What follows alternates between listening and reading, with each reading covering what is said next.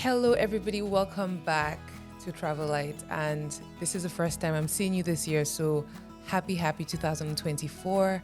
I hope you guys are well. Of course, I'm in sunny Glasgow. The wind is howling today. It's like battering today, but it is so good to be back. I hope you guys are well.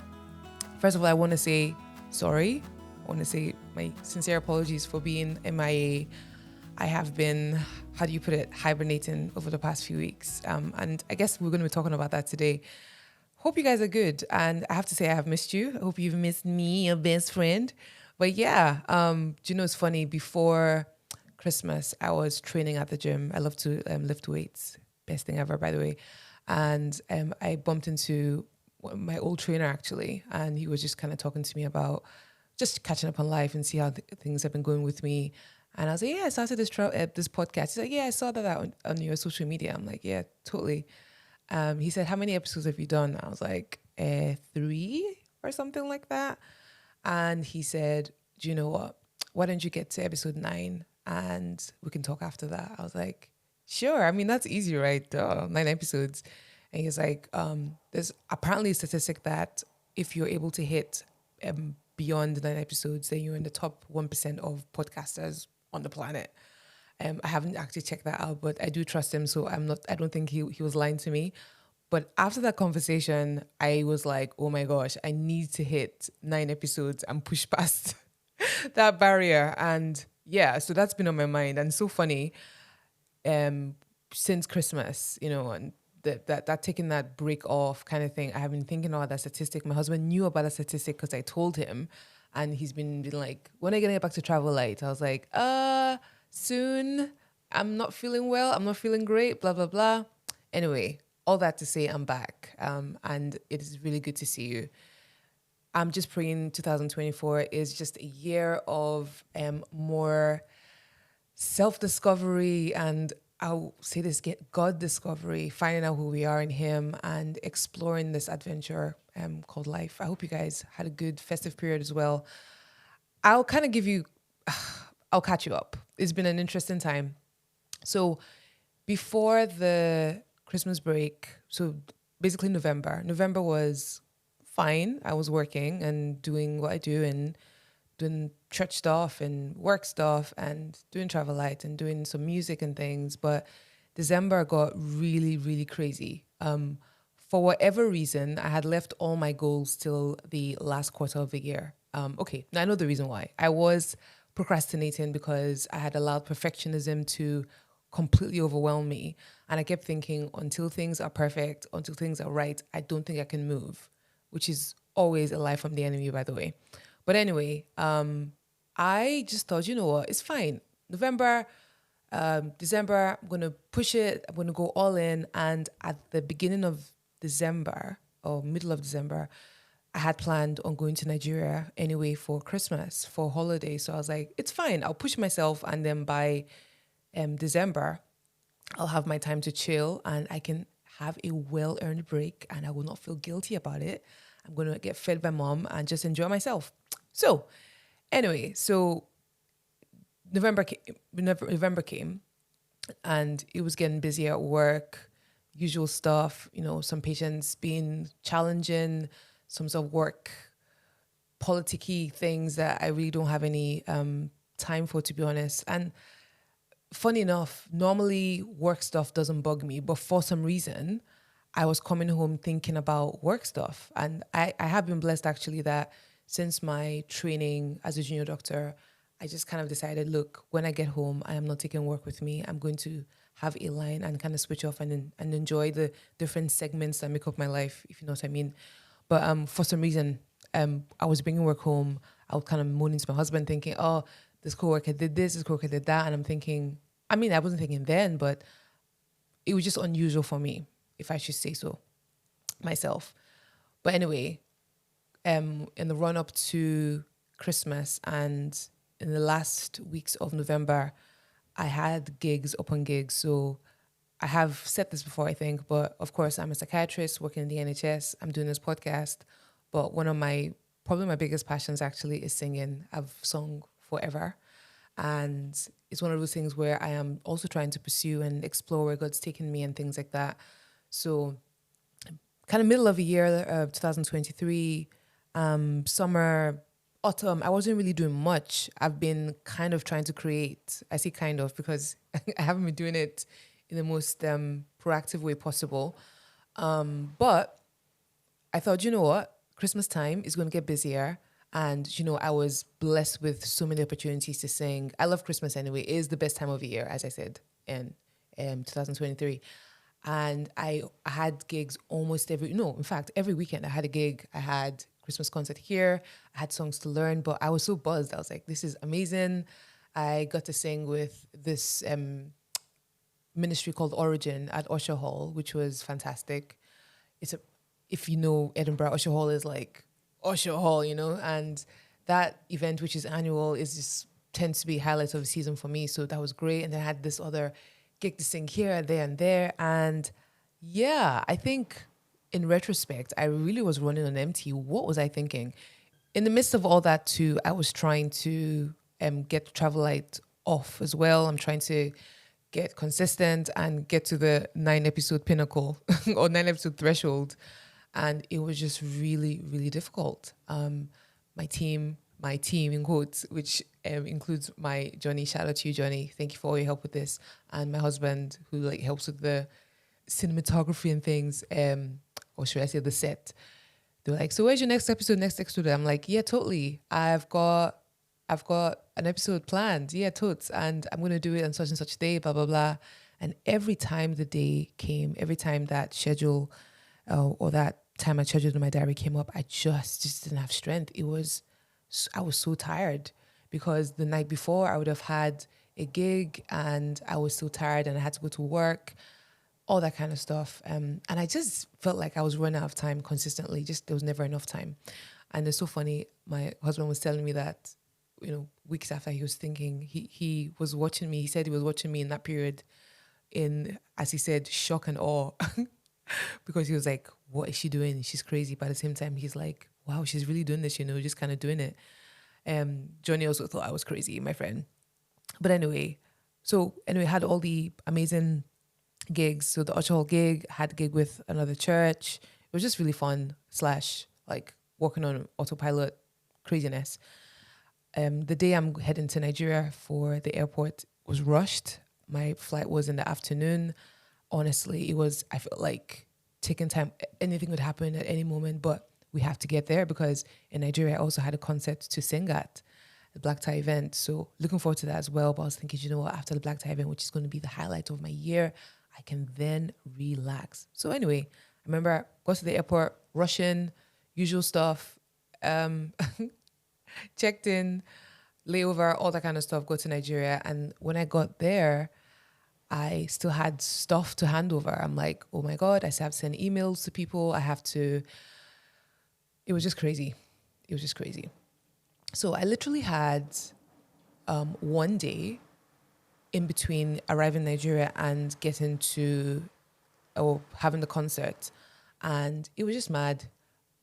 I woke up, still my nerves were so shot, even though I was really happy to be home. And obviously I knew I was now almost technically on holiday and I was trying to relax and things like that. But anyway, I had to then go for rehearsals. And then if you are Nigerian, you will understand that whilst it's a beautiful country, beautiful people, that place will stress you out.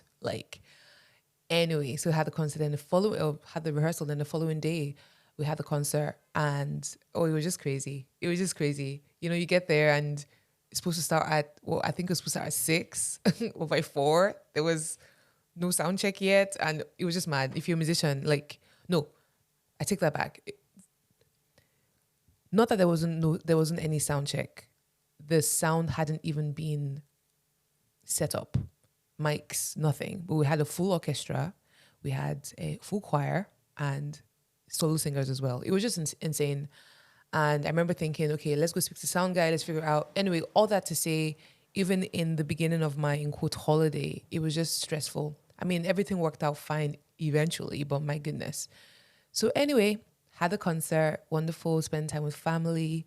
But honestly, I really was struggling to switch off. I was, I would be sitting down in the living room trying to watch a Christmas movie, which I never got to watch, which is unusual because I always catch, okay, let me out myself. Love Actually, obviously you have to watch Love Actually, or Bridget Jones' Diary, which is what we do. And I'm trying to switch off, but I was really, really struggling.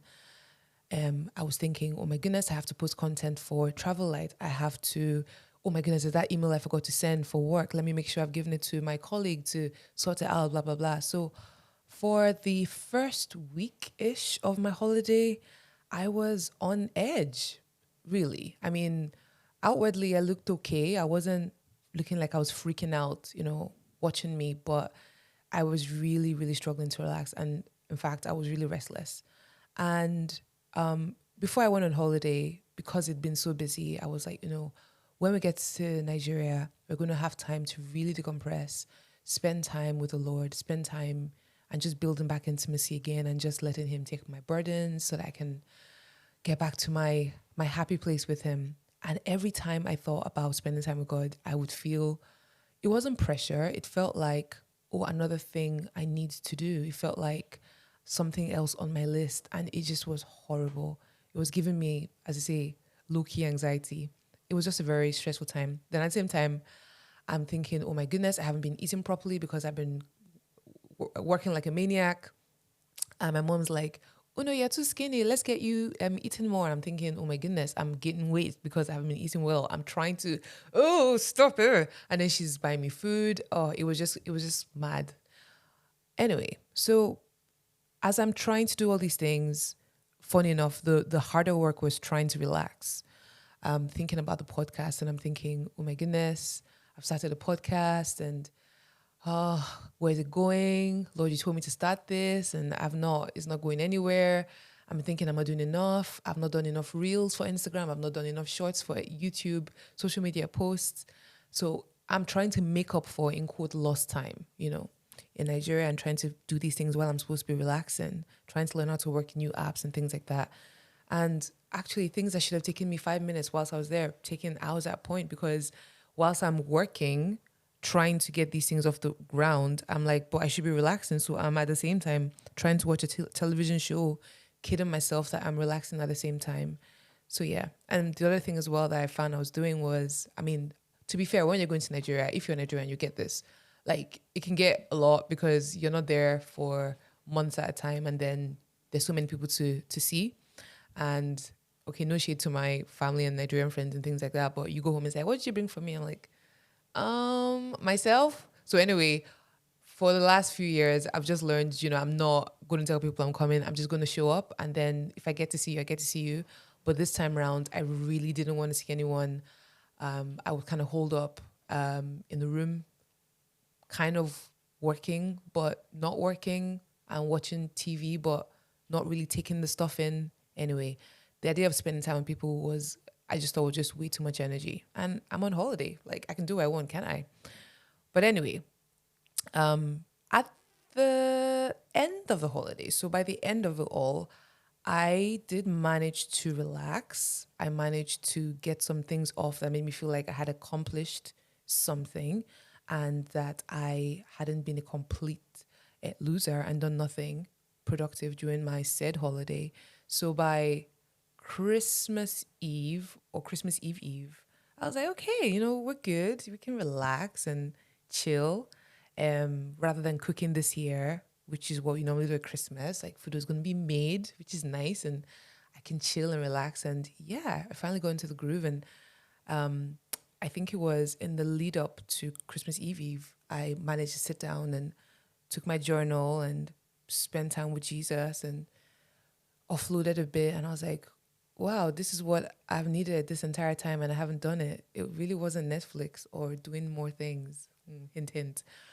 But yeah, it was very, very interesting. So by the end of the holiday, I kind of reached a level of relaxation.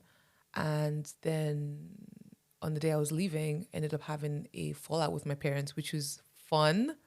Ugh. I'm being sarcastic if you haven't picked that up already. It was just not nice because I was like, oh, I'm finally getting where I need to be and I'm going to go back to Nigeria and go back to the UK now. And then you have a fallout with your family. But yeah, anyway, we kind of made up. But anyway, it just felt like, oh man, I came all the way for this, and then we're going to have an argument about something so silly. Okay, it was something kind of important, but arguments in retrospect seem silly because it's usually an issue of communication. But anyway, heading back anyway. As I was heading back, my husband's like, "You want to spend more time in Nigeria, don't you?" I'm like, "No, I want to come back." It's like, "Don't worry, I won't be offended. I went myself.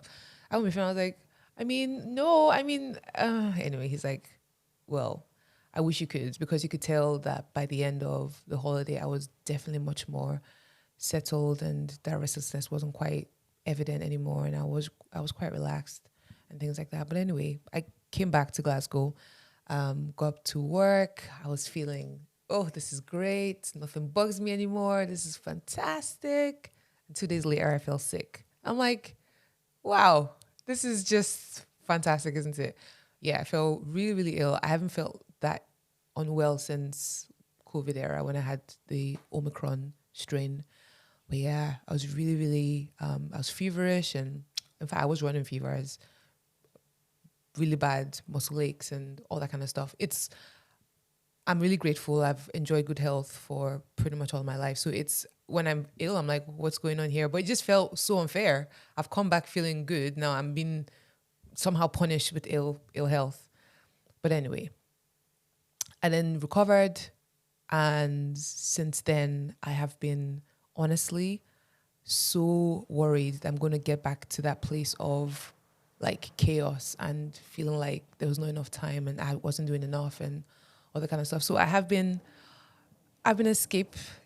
That's not the right word. I've been living in a form of fantasy, and there's been a bit of escapism going on. I've been back to work and things like that, but the things that really give me life and kind of juice me up, the creative stuff like writing and obviously doing this podcast, have taken a bit of a back burner. People who know me and know what I should be doing have been concerned, especially my husband, like, when are you getting back to it? And there's always been a reason. The reasons have been I've been unwell. The reasons have been I'm busy, I haven't had enough time. But the real reason is there's just been almost, it's a fear of having to relive the trauma of the end of last year. But I'm grateful to be back, and I'm so glad that you have tuned in today. I really did want to, even though it feels like I have maybe overshared and given too much of my holiday experiences during this podcast, I really wanted to kind of share that because I hope it's relatable. I am so I'm tired of how little we regard the impact of stress in our lives.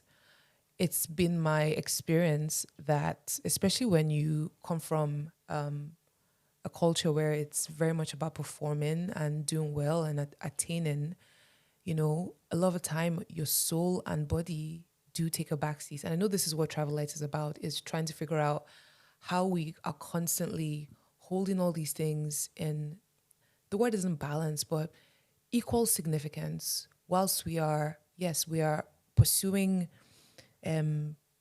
goals and following things, following the destiny and the plans that God has for us, but at the same time, making sure that it's not at the cost of what's really important, and that's really your well-being.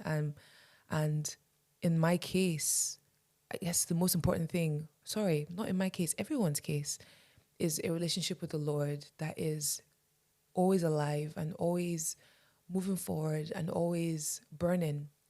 But in the midst of me trying to accomplish the things that God has placed on my heart, I have allowed those things to become so important that I have neglected Him. This is what happened. It's happened to me before, and I'm like, how do I keep falling for this same trap? But in the time that I have described, time I was away and the time leading up to my holiday, looking back, I mean, the signs of stress and burnout were there, but I just wasn't paying attention because I was so busy. And sometimes busyness just feels more important than anything else.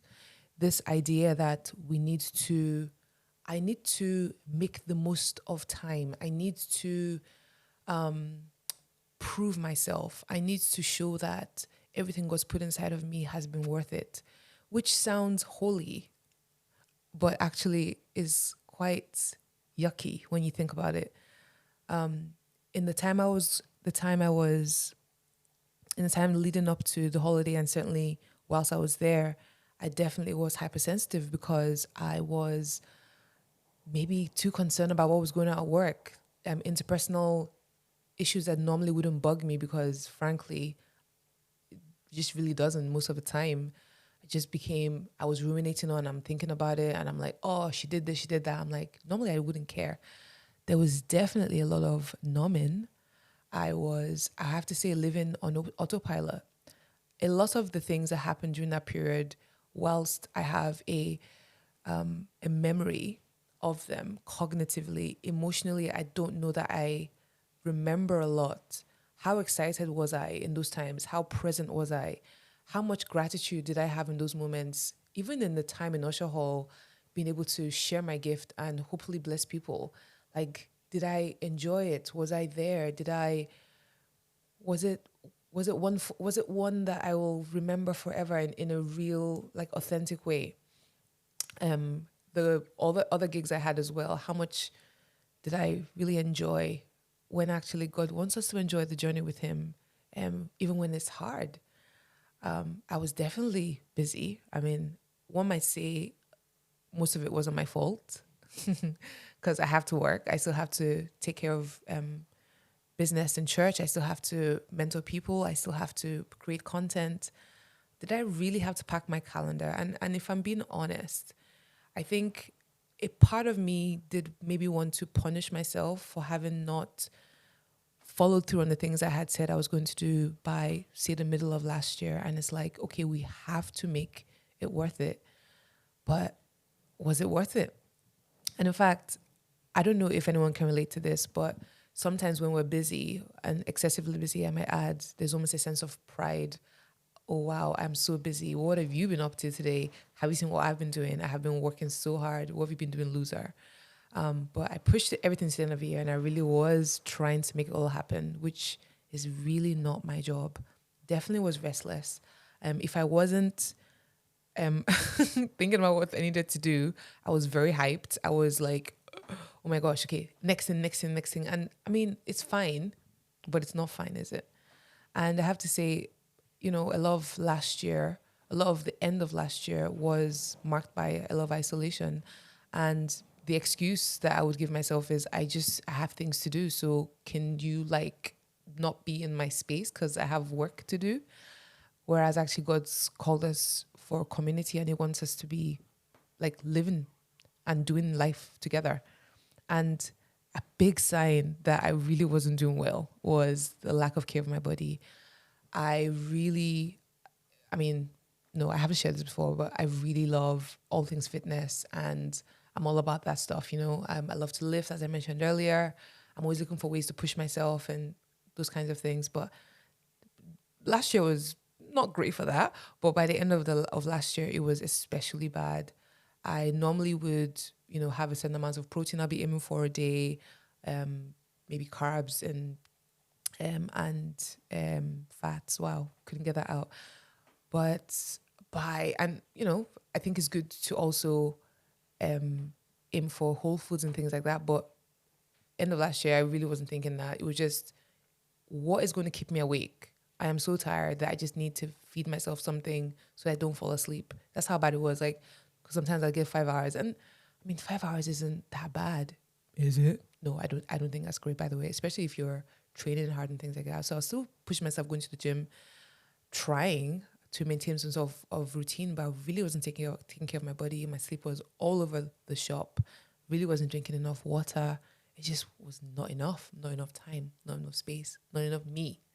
And key sign that I really wasn't doing well was that my priorities were so misplaced. Truth be told, God was just really at the bottom. There would be moments where I would, like, Lord, I just thank you for this moment, blah, blah, blah. But the time you carve out where it's especially for Him, where, He gets to minister to you and you get to love in Him as well, and you just enjoy that place of delight. Yeah, that really wasn't happening. And for some reason, I just didn't think it was that important. And even though I kept thinking, yeah, I'm going to get to it. somehow the tasks were much more important than the Lord, which is just horrible to think of. I've been here before, and as I said, it is crazy to me that I have dealt with it again.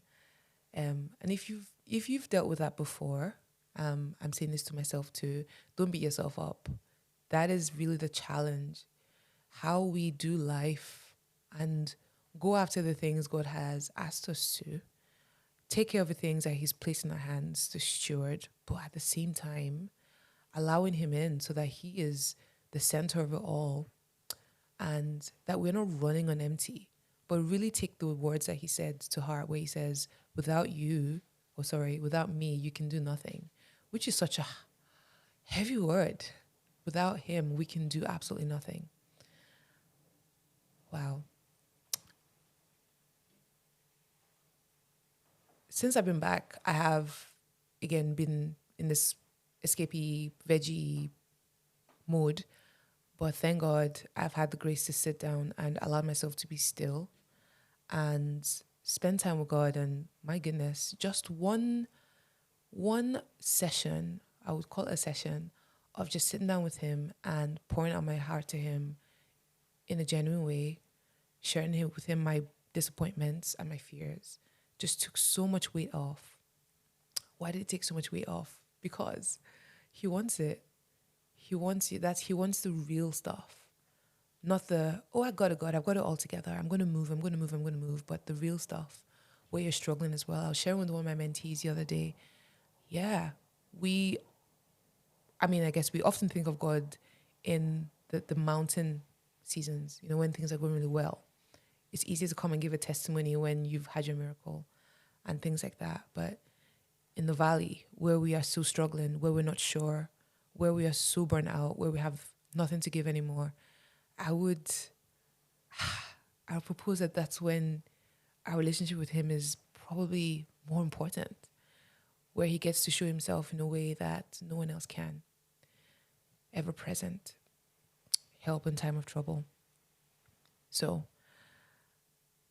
I want to leave us with one scripture to close off my chat today, which has been actually quite cathartic, I have to say. Thank you for listening to my my stuff. One of the scriptures in the Bible that challenged me a lot or stories in the Bible, I should say, is a story of Martha and Mary, where we know the story, right? Jesus goes to visit His friends, and Martha is like me, just thinking, what do I need to do to make all this happen? How do I get you comfortable? How do I get you sorted? Is there enough food? Is the air fryer working properly? What's the ambience like? Is there good music on? Can I put candles on? How's everyone feeling? Blah, blah, blah. So she's running around doing all the things she needs to do. And Mary, the, in quote, lazy one, is sat at his feet and just is so enthralled by Him, gazing in His eyes and just wanting to hear what He has to say. Because, the dishes need done, but wow, Jesus, you are so beautiful. I want you. And Martha, me, the doer, gets so, why? Why are you so lazy? Why can't you help me out? Why? I've got so much to do. And Jesus says in Luke 10:41-42, and Jesus answered and said to her, Martha, Martha, you are worried and troubled about many things, but one thing is needed, and Mary has chosen that good part which will not be taken away from her. I remember the first time I read this to youth at church, I remember one of them actually gasped because it's such a heavy word. But wow, so liberating that, the podcast could be taken away from me. The holiday could be taken away from me. The music concerts could be taken away from me. But if I choose Him, that can never be taken away from me.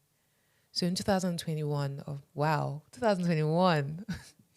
in 2024, my goodness, it's that year already. This is my hope, this is my prayer as we navigate this journey, is that we will make Him the one thing that we go for. that we don't run on empty this year, but we're constantly coming back to be replenished, be filled up again, to have enough. So we have not enough, but to overflowing, so that we have enough for ourselves, our families, and the world around us. And we're constantly being replenished because we sat at his feet, we gazed in his eyes, and we asked him what he had for us. So this year, let's live in the overflow. Let's allow the Lord to nourish and replenish our souls.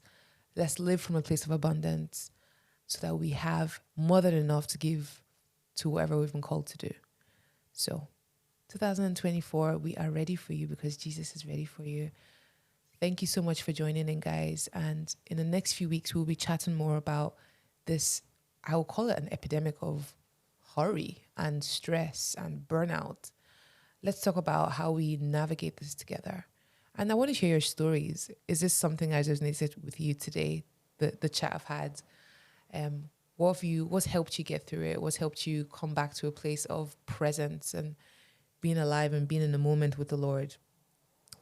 Guys, thank you so much for joining in today. It's been so good to chat again and just kind of share my heart and things like that. So please, if you've enjoyed the episode, will you like, comment, and share away to someone who needs to hear it?